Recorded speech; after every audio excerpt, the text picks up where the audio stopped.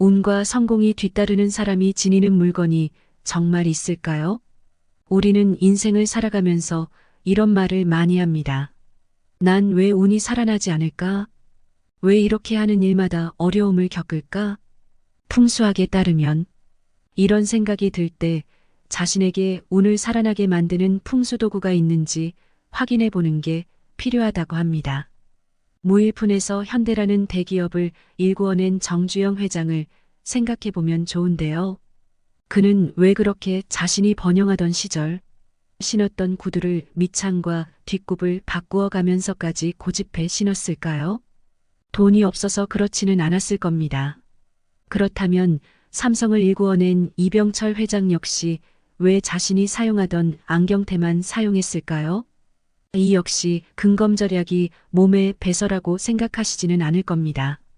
자신의 기운을 살아나도록 만들고 무슨 일이든 잘 풀려나가도록 만들어주는 풍수도구는 분명 누구에게나 있습니다. 여러분은 자신만의 풍수도구가 있으신가요? 여러분의 가족과 자녀는 어떤 것을 지니고 있으신가요? 만약 아직 잘 모르겠다면 이제 말해드릴 물건들을 조금만 신경 쓰셔서 모두들 운과 성공이 따르는 인생을 살길 바라겠습니다. 성공하는 사람은 아무 옷이나 걸치지 않는다. 동서양을 막론하고 옷은 운을 좋게 만든다고 말합니다. 또한 반대로 불행해지게 만드는 옷차림도 있다고 하는데요. 실제로 여러분들도 사람을 만났을 때 왠지 모르게 기억이 남고 편안하게 느껴지고 또 고급스럽게 느껴지는 사람을 만나본 적 있을 것입니다. 이런 사람이 어떤 사람인지 한번 생각해 볼까요? 바로 옷을 잘 입는 사람인데요. 그렇다면 옷을 잘 입는 사람과 옷을 함부로 입는 사람의 부의 차이는 과연 얼마나 날까요? 누군가는 옷을 잘 입는다고 다 부자일까 하는 의심을 가질 수 있는데요. 워싱턴 대학교 심리연구팀의 논문에 따르면 적게는 10배에서 많게는 100배 이상의 차이가 있다고 합니다. 정말 놀랍지요. 또한 현대 인상학자들의 견해에 의하면 옷을 잘 입는 사람의 경우에는 누구에게나 쉽게 자신의 생각에 대한 동의나 승낙을 얻어내게 되지만 그렇지 못한 사람들의 경우 아주 어렵다고 합니다.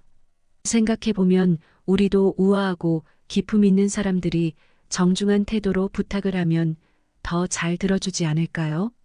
풍수학에서도 옷과 기본적인 장신구는 개인의 능력을 더욱 강하게 만들어준다고 말하고 있으니 옷은 정말 운을 만드는 아주 기본 중에 기본인 것입니다.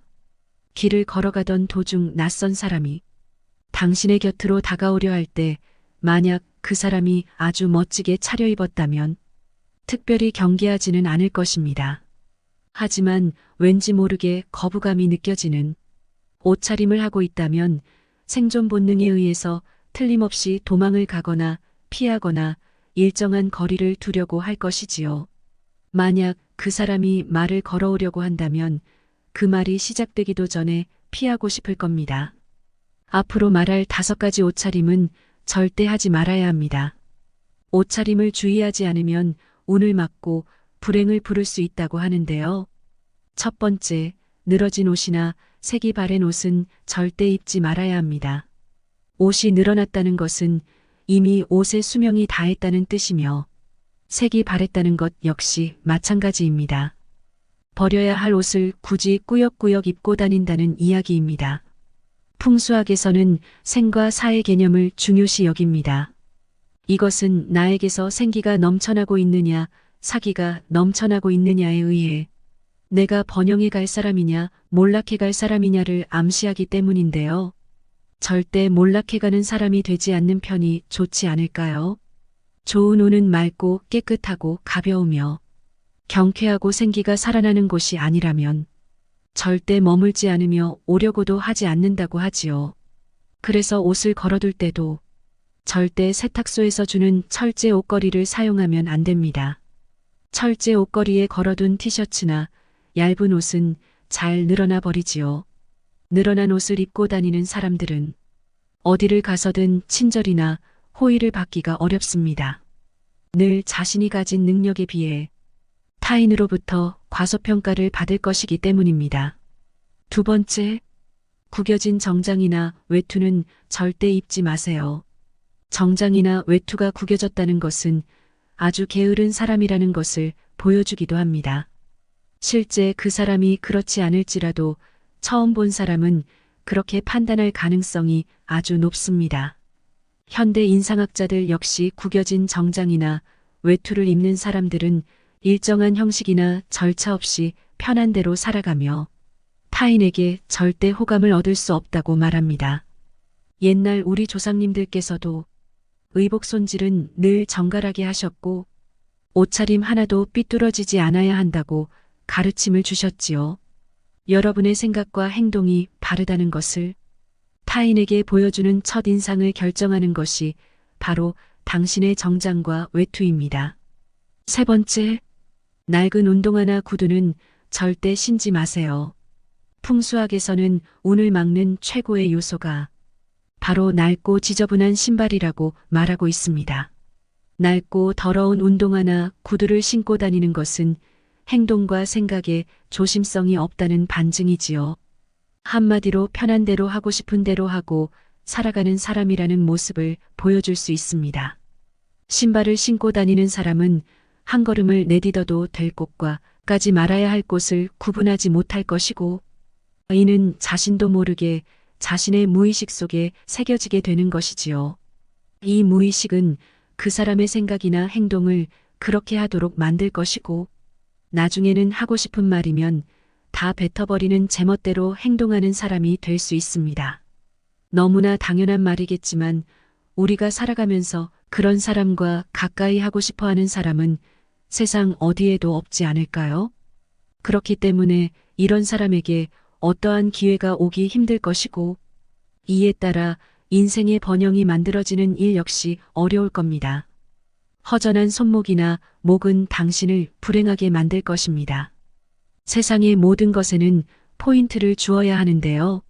목걸이에도 펜던트라는 포인트가 있어야 하고 반지에도 포인트가 있어야 하며 옷에도 포인트가 있어야 합니다. 사실 이런 물건뿐만 아니라 말이나 행동 등 인간이 살아가는 모든 부분에 사람이라면 포인트가 있어야 하는데요. 똑같은 넥타이를 하더라도 핀을 한 사람과 하지 않은 사람의 정갈함은 뚜렷한 차이가 있습니다. 똑같은 옷을 입더라도 눈길을 끄는 포인트가 있느냐 없느냐가 완전히 다른 고급스러움을 느끼도록 만듭니다. 그렇기에 남자든 여자든 가능하면 손에는 손목시계나 반지 중 하나는 하고 있는 것이 좋습니다. 여성의 경우 가능하면 목걸이를 하고 있는 게 좋아요. 하지만 너무 욕심을 내어 목걸이나 물질을 과하게 하면 오히려 운을 막아버릴 수도 있으니 어느 정도 덜어내는 것이 좋습니다.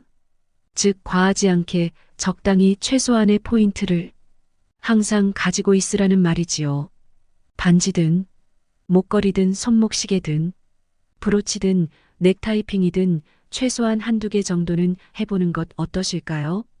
그래야 당신의 고급스러움이 타인에게 보일 수 있으며 늘 타인의 동의를 얻을 수 있는 사람이 될 수 있을 겁니다. 또한 검은색 옷을 입을 때는 밝은색 옷을 함께 입어 색을 중화시켜줘야 합니다. 아마 편하고 부담이 없다는 이유로 검은색 옷을 입는 분들이 많을 것입니다. 한국인은 그런 이유로 검정색을 정말 많이 입습니다. 하지만 검은색 옷을 입을 때는 반드시 그 안에 입은 옷의 색깔이 완전히 달라야 합니다. 검은색은 휴식과 마침을 의미하며 죽음과 멈춤을 의미하기 때문입니다. 놀라운 것은 과학적으로도 검은색 옷을 매일 입으면 기분이 건강 상태에 큰 영향을 미치게 된다고 하는데요. 이는 검은색이 주는 파장 때문입니다. 색에는 심리를 좌우하는 색채적인 파장이 있습니다. 마치 흐린 날이나 비 오는 날에도 밝은색 옷을 입으면 기분이 좋아지는 것처럼 검은색 옷을 입은 사람들은 우울해지고 상대적으로 소심해지기 때문에 타인에 비해 불행함을 느끼는 경우가 많다고 하지요. 심리학에서도 단체로 검은 옷을 입고 있는 경우 사람들의 기분이 가라앉고 무기력해지며 매사 의욕이 상실되고 속도 더부룩하고 머리도 아프고 배도 아프고 침체된 것 같은 수렁에 빠지는 느낌을 겪게 된다고 합니다. 따라서 검은색 옷을 입을 때는 반드시 밝은색 옷을 같이 입어서 색의 중화를 만들어 주어야 합니다. 부자의 가방이 꼭 들어있는 물건. 많은 재벌들과 부자의 가방에는 반드시 들어있는 물건이 있습니다. 여러분은 요즘 가방 속에 무엇을 넣어서 가지고 다니시나요? 그 중에 당신의 운을 상승시키기 위한 물건이 있는지 한번 살펴보겠습니다. 아마 대부분이 자신의 가방 속에 들어있는 물건들이 자신의 운을 변화시킨다는 사실을 모르고 있을 것입니다. 오늘부터 가방 속에 반드시 이것을 넣어서 가지고 다니도록 하세요. 이것은 분명 당신을 변하도록 만들 것이며 어느 순간 타인들에게 대우받고 있는 자신을 발견하게 될 것입니다. 가방을 여성들의 전유물이라고 생각할 수도 있겠지만 요즘은 남성들 역시 가방을 가지고 다니는 경우가 참 많지요. 많은 분이 가방을 가지고 다니지만 그 내용물에 관해서는 별로 신경 쓰지 않으며 가방 속 청결 상태에 관해서도 신경 쓰지 않는 경우가 대부분이어서 참 안타까운데요. 앞으로 이야기할 물건에 신경 써보면 습관이 바뀔 것이고 이로 인해 삶의 변화가 생길 것이며 삶의 번영이 찾아오게 되는 것을 느낄 것입니다.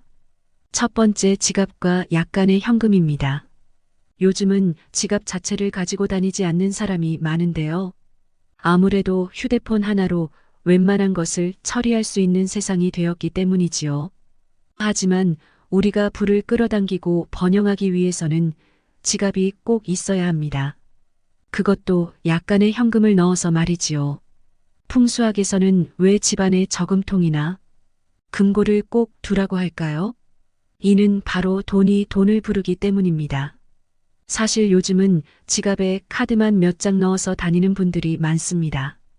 시대가 바뀐 것은 부인할 수 없는 현실이지만 스스로의 번영을 만들기 위해서는 약간의 현금은 반드시 가지고 다녀야 합니다. 현금을 들고 다니는 게 불편하다고 느낄 수도 있고 카드로 결제하는 게 더욱 편리하긴 합니다. 그렇지만 우리의 무의식은 물건을 사면서 돈을 직접 주는 것과 그냥 카드로 결제하는 것을 완전히 다르게 판단합니다. 잘 생각해보면 카드값이 나온 명세서를 보고 한 번쯤 놀란 적이 있지 않나요? 저도 그랬는데요.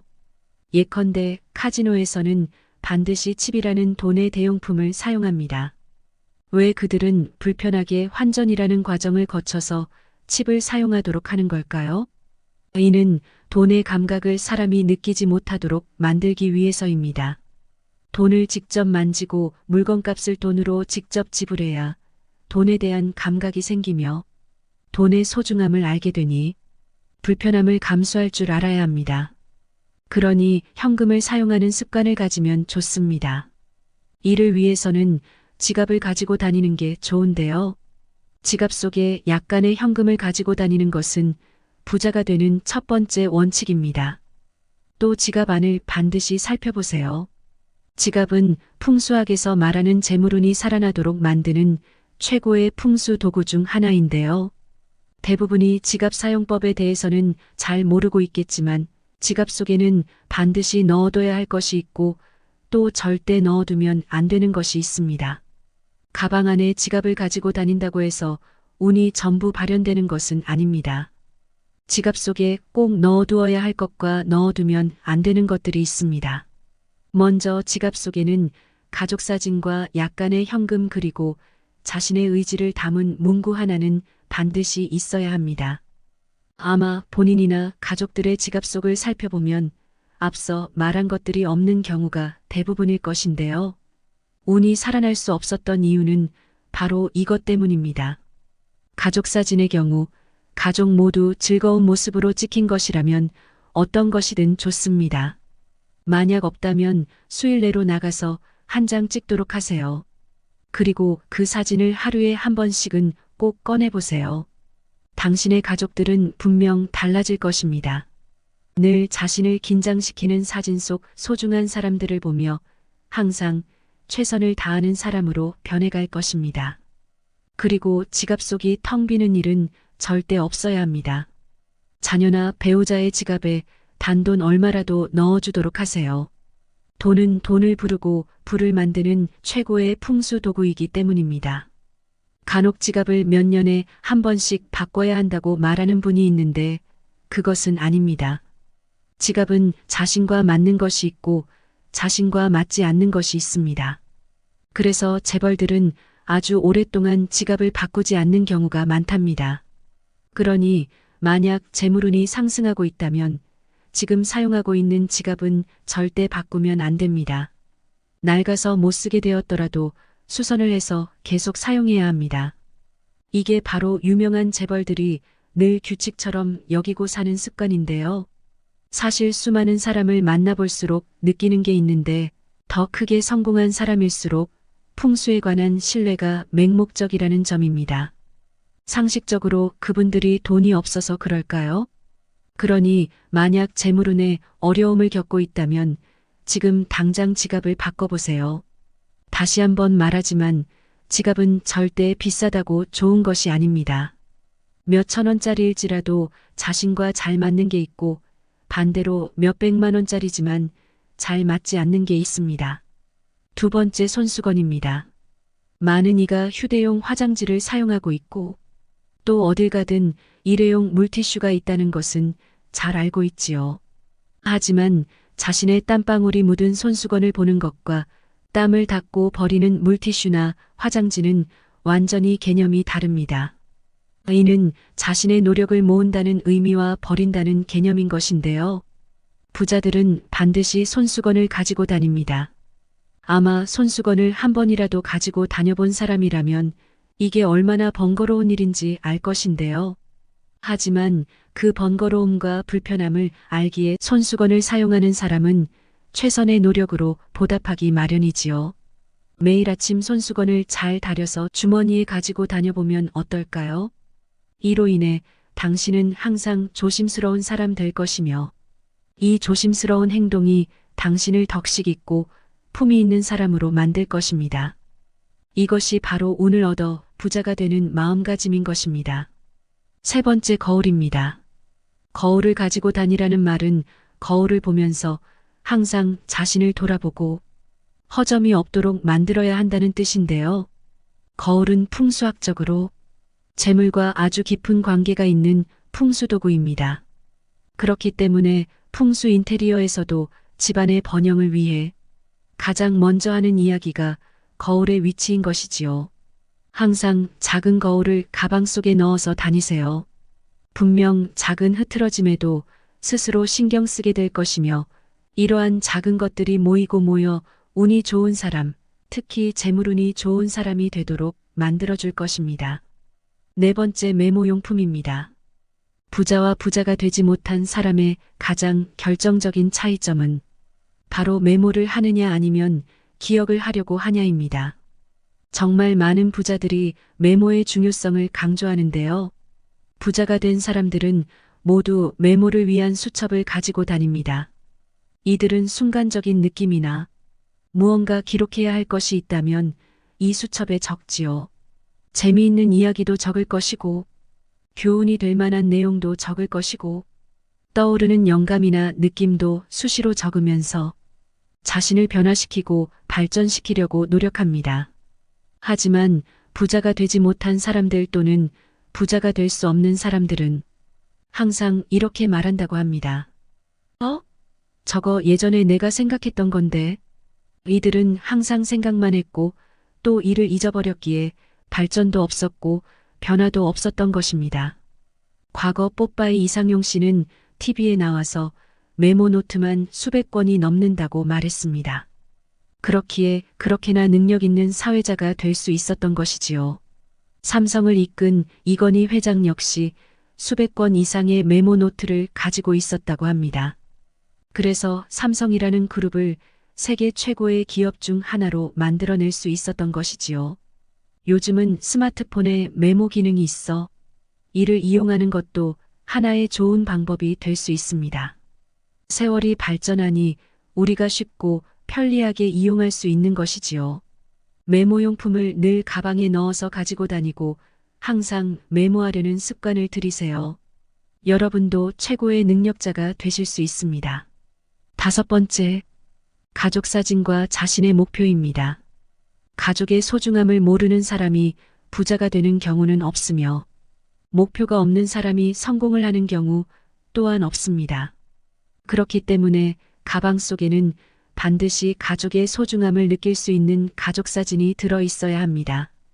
분명 가족 사진을 보면서 가정의 행복을 지키고 자녀들의 미래를 아름답게 만들어주기 위해 더욱 노력할 것이지요. 자신의 목표 역시 마찬가지입니다. 목표를 보고 달려가는 사람이어야 최소한 그 근방이라도 갈 수 있는 것입니다. 1등을 보고 달려야지 최소한 2등, 3등이라도 될 수 있는 거지. 아무런 목표도 없이 달리다 보면 힘들면 쉬고 또 어려우면 포기하게 되니 그 어떤 성취나 성공도 이루기 힘든 게 사실입니다. 그런데 목표라 하면 너무 거창한 것만 생각나시나요? 굳이 특별한 목표가 아니라도 괜찮습니다. 예로 들면 100만 원 모으기라는 목표를 세운 후 글로 적어보고 이를 매일 보면서 노력한다면 틀림없이 조만간 100만 원이 모이는 것을 경험하게 될 것입니다. 당신의 무의식은 당신의 간절함을 반드시 성취하도록 만들어져 있기 때문이지요. 재벌들이 지니고 있는 물건. 운을 살려내는 풍수도구는 분명 있습니다. 그렇다면 풍수도구의 조건으로는 무엇이 있을까요? 풍수도구는 내가 항상 가지고 다니는 것, 내 몸에서 오랫동안 떨어지지 않는 것, 그리고 나에게 맞는 것이어야 합니다. 이 물건들에서 나오는 작은 기운들이 쌓이면서 주위 사람들에게 큰 영향을 주기 때문입니다. 현대 정주영의 구두와 삼성 이병철의 구두에는 특징이 있습니다. 풍수학의 원리도 작용하지요. 신발은 늘 신는 구두와 간혹 신는 운동화는 반드시 구분해야 합니다. 앞에서 이야기했던 현대 정주영 회장, 삼성 이병철 회장의 낡은 구두 일화는 이미 신문에도 났고 방송에서도 나온 적이 있기 때문에 들어본 적 있을 것인데요. 그렇다면 그들은 왜 구두를 사는 것보다 더 많은 돈을 들여서 그렇게나 낡은 구두를 고집했던 걸까요? 이들은 구두가 자신의 성취운을 만들어주는 것임을 잘 알았기 때문입니다. 구두가 바로 운을 살리는 풍수인 것이지요. 그래서 그들은 자신의 성장 일로에 신었던 그 구두를 수십 년 동안 수선해 가며 신었던 것이고 나중에 못 신게 될 정도로 낡았을 때는 신발장 맨 위에 올려놓고 잘 보관해 놨던 것입니다. 이 낡은 구두를 보면서 자신이 힘들고 어려웠던 그 시기에 얼마나 열심히 뛰어다니고 얼마나 열심히 일했는지를 생각하며 다시 한번 의지를 다지기 위함입니다. 그래서 우리 조상님들은 신발이 1000냥이면 모자는 100냥이라고 말씀하시기도 했던 것이지요. 조상들의 지혜는 참으로 경이롭습니다. 그러니 여러분이 현재 성장 일로에 있다면 구두 역시 계속 신는 게 당연합니다. 발냄새가 나든 낡아서 헤어지든 수선을 해서라도 계속 신어야 합니다. 하지만 지금 어려움을 겪고 있거나 하는 일이 잘 안 되고 있다면 제일 먼저 구두부터 바꾸어 보세요. 이때 주의해야 할 점이 있는데요. 구두를 바꿀 때는 모양과 상표를 완전히 다른 것으로 바꾸는 게 좋습니다. 구두 역시 비싸다고 좋은 것이 아니라는 점 꼭 명심하셨으면 합니다. 다음으로 벨트는 정말 중요합니다. 첫인상을 좌우하기 때문인데요. 간혹 길을 가다 보면 이러한 남자들을 한 번씩 보게 됩니다. 입은 옷은 흐트러져 있고 정장 바지는 입었는데 허리띠가 아래로 축 처져 있어 볼썽사나운 모습의 아저씨들이 보입니다. 옷매무새는 상대에 대한 예의이며 어떤 대학이든 최고 경영자 과정에서 필수적으로 수강해야 하는 예절과 같지요. 왜일까요? 이는 깔끔한 옷매무새와 단정한 말투가 좋은 첫인상을 남기기 때문입니다. 그래서 부유한 부자들은 이를 잘 압니다. 하여 옷을 깔끔하게 단정하게 입은 사람은 만만하게 대하지 못하는 것이지요. 옷매무새의 균형을 잡아주는 것이 바로 벨트입니다. 그래서 옷 예절과 관련된 교육을 하는 곳에서는 벨트 착용법으로 많은 시간을 할애합니다. 그러니 남자라면 벨트가 너무 오래되어 계속 풀리지는 않는지, 늘어나지는 않았는지 꼭 체크해 보세요. 만약 그렇다면 당장 새 것으로 바꾸어 주세요. 그래야 운이 살아나게 됩니다. 액세서리로 운을 불러라.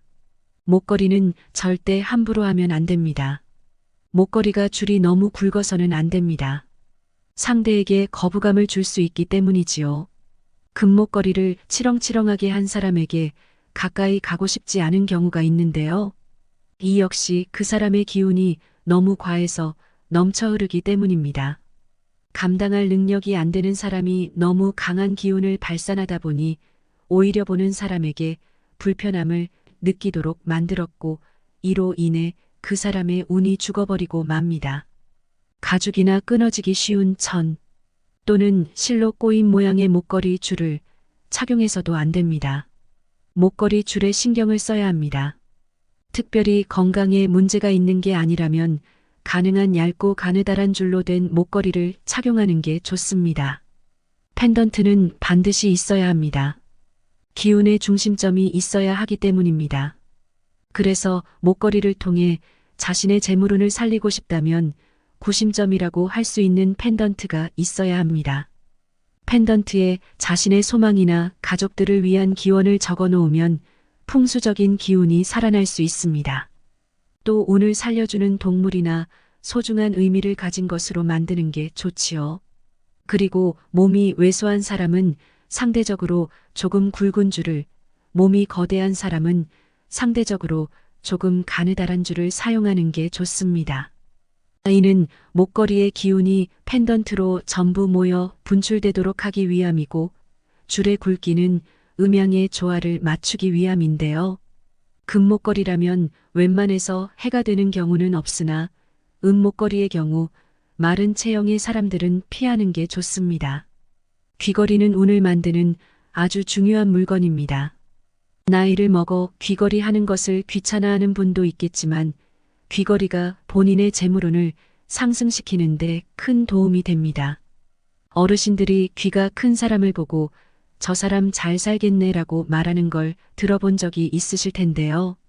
귀가 재물운과 성취운을 살려주는 곳이기 때문입니다. 그렇기 때문에 귀를 자극하는 귀걸이는 최고의 풍수 도구가 될 수 있지요. 조선시대에는 남자들도 귀걸이를 했다고 합니다. 남자가 귀걸이를 하는 것은 선조 때 귀걸이 금지령이 내려지기 전까지 일상적인 모습이었고 이는 귀걸이가 풍수 도구임을 나타내는 반증이기도 하지요. 귀걸이를 해보세요. 가능한 가느다랗고 작은 것으로 조금 늘어진 것이라면 더욱 좋습니다.